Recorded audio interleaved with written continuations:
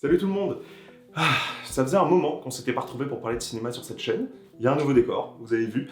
J'ai déménagé, j'ai terminé mon école de cinéma, maintenant je suis réalisateur vidéaste professionnel. Et tout ça, c'est super, tout ce qui m'arrive dans ma vie privée en ce moment me comble complètement, mais disons que ça m'a empêché de trouver le temps de revenir sur YouTube pour faire l'une des choses que je préfère faire, à savoir parler de cinéma avec passion. Et en fait, quand ça fait un moment comme ça que t'es pas revenu un peu sur ta chaîne YouTube, en tout cas moi c'est mon cas, je me pose la question de est-ce qu'il faudrait pas revenir avec un gros truc, avec un contenu un peu événement en fait comme ça? Et finalement non. Voilà, j'ai décidé de vous proposer une petite vidéo, enfin petite. Disons que je vais vous parler d'un truc qui m'est arrivé, voilà, d'une expérience de séance de cinéma qui a changé pas mal de choses en fait. Et je me suis dit qu'à travers cette vidéo, ça pouvait être sympa de réfléchir ensemble à comment est-ce que certains moments très précis dans la vie d'un cinéphile ou d'une personne qui commence à s'intéresser au cinéma peuvent être des moments de bascule qui changent vraiment la manière que l'on a de voir les films, mais surtout de comprendre ce que ça veut dire l'art cinématographique. Mais avant de vous parler plus spécifiquement de cette séance-là en particulier, il faut que je vous fasse un peu de contexte. J'ai eu une enfance très heureuse, ça c'est pas le sujet, mais par contre, je me sentais un peu seul en tant que cinéphile dans ma famille. Ouais, on peut le dire, j'étais le gamin chiant qui voulait tout le temps regarder des nouveaux films, des gros films d'auteur, c'est-à-dire des films américains qui n'étaient pas des blockbusters en fait, c'est un peu la définition que t'as plus jeune de ce qui est supposé être un film d'auteur, et tout le monde s'en foutait. Voilà, dans ma famille, dans mon entourage, parmi mes amis, j'étais un peu seul en fait à vivre cette passion, ce qui fait que la plupart du temps, lorsque j'allais au cinéma voir ce genre de film, j'y allais seul. Mais il y a une personne qui m'accompagnait de temps en temps, et c'était ma grand-mère.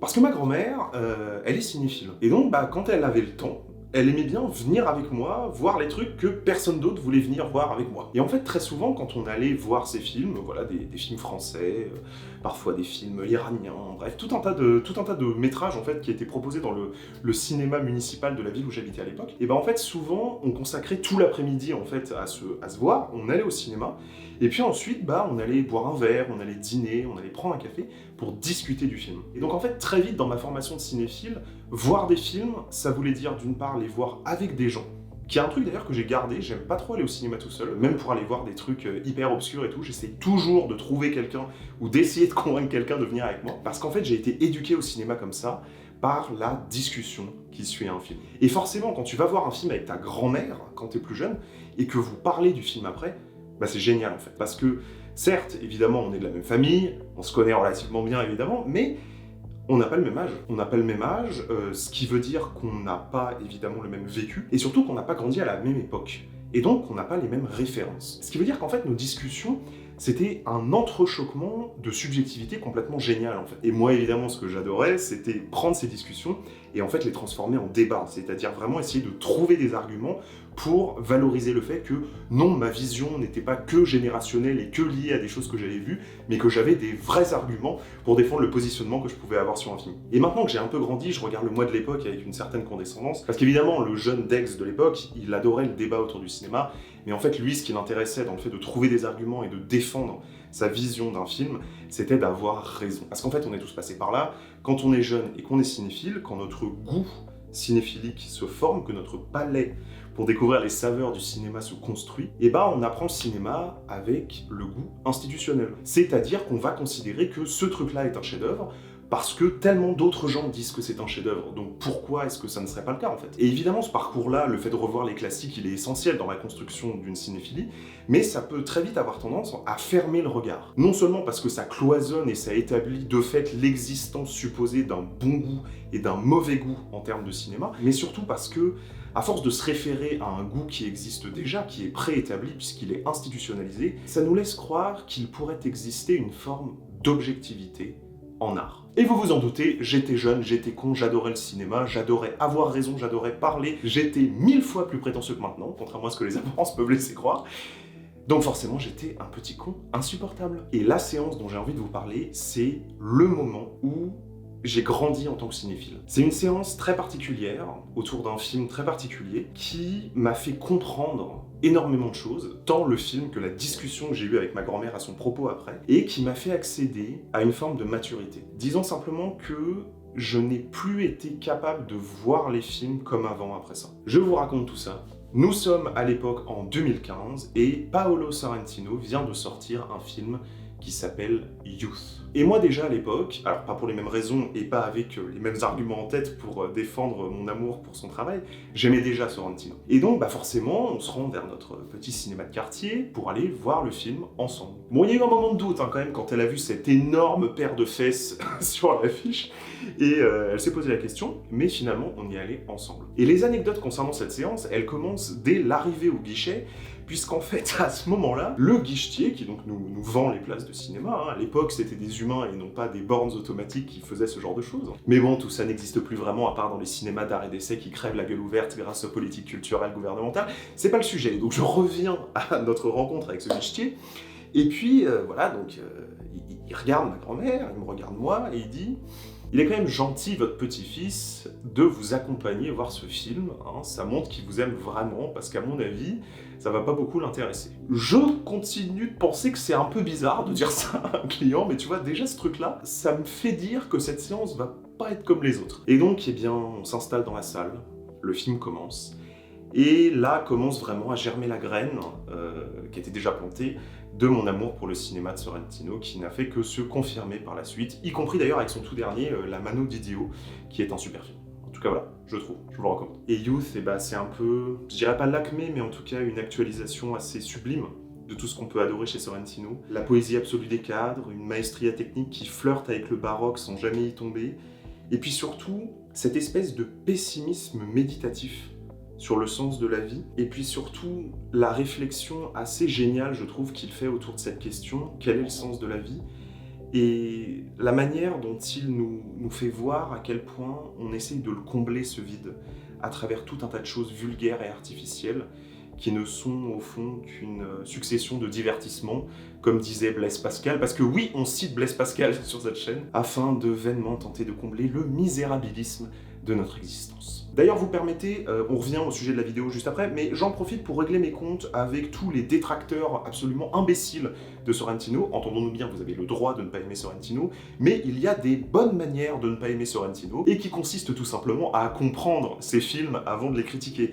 Parce que justement là, ceux qui l'accusent de faire des films complètement cons et vides, où il n'y aurait justement que un formalisme publicitaire qui serait là uniquement pour essayer de nous faire oublier qu'il ne se passe strictement rien d'intéressant à l'écran, et bien si vous dites ça, la seule chose que j'ai à vous répondre, c'est que putain c'est marrant, c'est pas comme si c'était exactement le propos. Le propos non seulement de ce film d'ailleurs, mais de toute son œuvre, qui est parfaitement synthétisé jusque dans la trame narrative de La Grande Bellezza, à savoir que nous vivons dans un monde qui a oublié la profondeur au profit des effets d'affichage, et que c'est justement parce que nous vivons dans un monde parasité par la publicité et toute la logique de traitement de l'image qui en découle, qui n'est donc que de l'effet d'affichage, que nous sommes un monde dépressif, qu'au lieu de chercher le sens véritable du monde et de nos vies, nous nous vautrons dans la représentation vulgaire et artificielle. C'est le putain de propos de son cinéma. Ce qui d'ailleurs le conduit parfois, au nom de cette critique justement de la modernité et de la manière dont la modernité crée des images, à tomber dans une espèce d'arrière-goût réactionnaire à l'occasion, et vous voyez, même un fan de Sorrentino est capable de le reconnaître, mais le fait d'être en désaccord avec les réponses qu'apporte un artiste sur un problème qu'il soulève ne doit pas nous empêcher de considérer que ce problème, il le soulève magnifiquement. Ce qui d'ailleurs me permet d'affirmer, en tout cas de considérer personnellement, que Sorrentino est probablement l'un des réalisateurs les plus pertinents du cinéma contemporain. Parce que c'est selon moi l'un des metteurs en scène qui comprend le mieux notre rapport contemporain à l'image. Tout cela étant dit, revenons dans la salle de cinéma avec mamie. On est face à l'écran, on regarde Youth, et moi ce que je vois, ce sont des personnages qui cherchent à noyer leur tristesse existentielle dans une sublimation poétique et technique. Et autant vous dire que pour le jeune cinéphile à tendance dépressive que j'étais à l'époque, bah ça m'a parlé. Évidemment que ça m'a parlé. Et donc, eh bien, ce qui devait arriver arrive, le film se termine, et on sort de la salle. On sort de la salle, et puis là, bah, tout de suite, je commence à donner mon avis, à toute vitesse, sans que personne me l'ait demandé, en employant tout un tas d'hyperboles, en sortant des mots que je comprends pas, genre chef-d'œuvre, des trucs comme ça. J'ai pas beaucoup changé là-dessus, c'est vrai. Et puis tout ça, bah, à l'époque comme aujourd'hui, ça fait rire à ma grand-mère. Parce qu'elle voit que je suis passionné, qu'elle voit que je m'intéresse, qu'elle voit que j'essaie de trouver une manière de partager cet intérêt et cette passion, et que tout ça annonce une discussion animée et fructueuse à propos du film. Et normalement, vous voyez où je veux en venir, c'est évidemment cette conversation-là qui va changer ma manière d'être cinéphile. Mais patience, on n'oublie pas, pour l'heure, je suis jeune, j'ai une vision très arrêtée et très institutionnelle de ce qu'est le cinéma et de ce qu'est le bon cinéma d'ailleurs.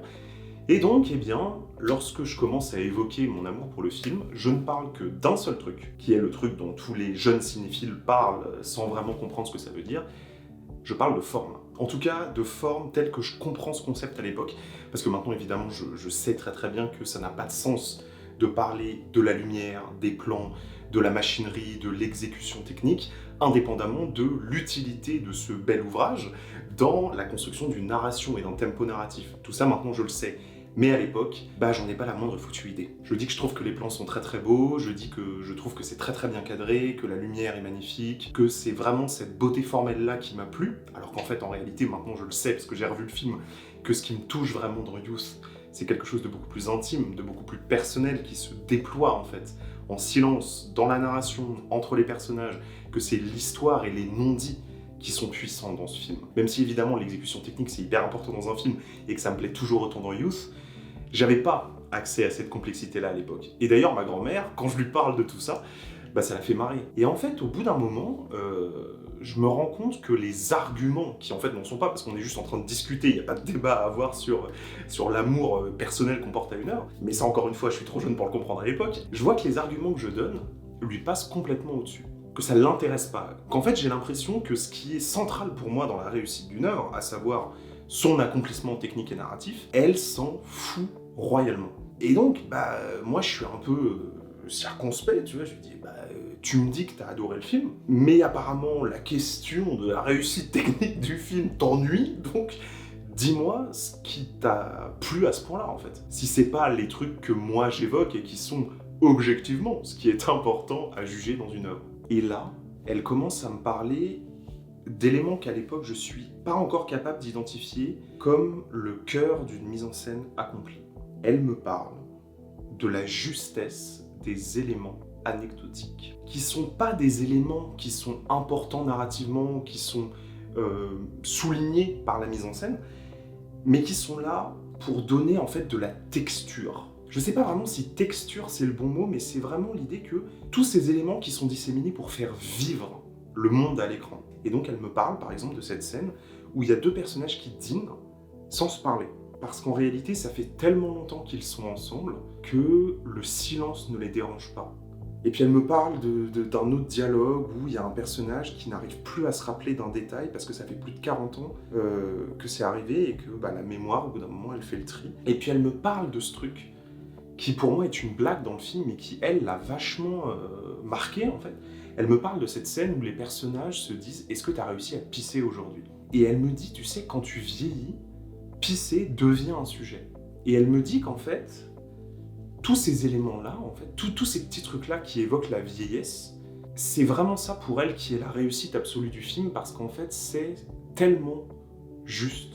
C'est tellement ça de vieillir. C'est tellement une accumulation de petites choses, de petits détails, qui, accumulés, en fait, créent un nouveau rapport au monde, et donc un nouveau rapport à soi-même.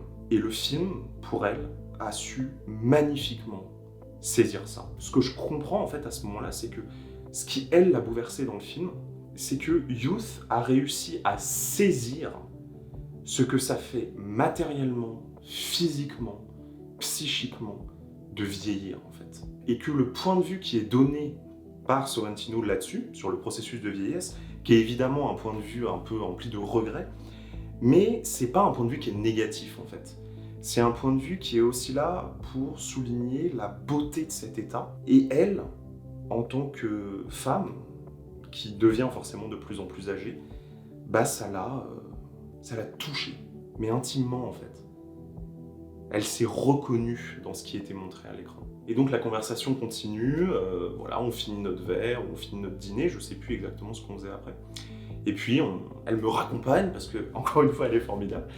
Et en fait, je sais pas pourquoi, j'arrive pas à arrêter de réfléchir à ce qu'elle m'a dit en fait à ce moment-là. Parce que tous les éléments qu'elle me cite dans cette conversation, c'est des éléments que j'avais vus entre guillemets, c'est-à-dire oui, j'ai vu le film, je vois de quelle scène elle me parle, mais qui pour moi en fait étaient des éléments complètement secondaires et dont auxquels je n'avais pas réellement prêté attention, alors que pour eux, c'était les éléments centraux au contraire, et que pour elles, c'était ça qui faisait la réussite du film, justement. Et en fait, si vous voulez, en tant que jeune cinéphile, le fait de me rendre compte que j'avais pu à ce point passer à côté d'éléments d'une immense importance dans le film, parce qu'en fait, par mon vécu, par qui j'étais, par les connaissances que j'avais à l'époque, par la manière que j'avais de regarder les films à l'époque, en fait, ces éléments, je n'avais pas été foutu de les regarder parce que ça n'intéressait pas mes yeux. Et cette conversation-là, qui n'a l'air en fait de rien, a été décisive dans la manière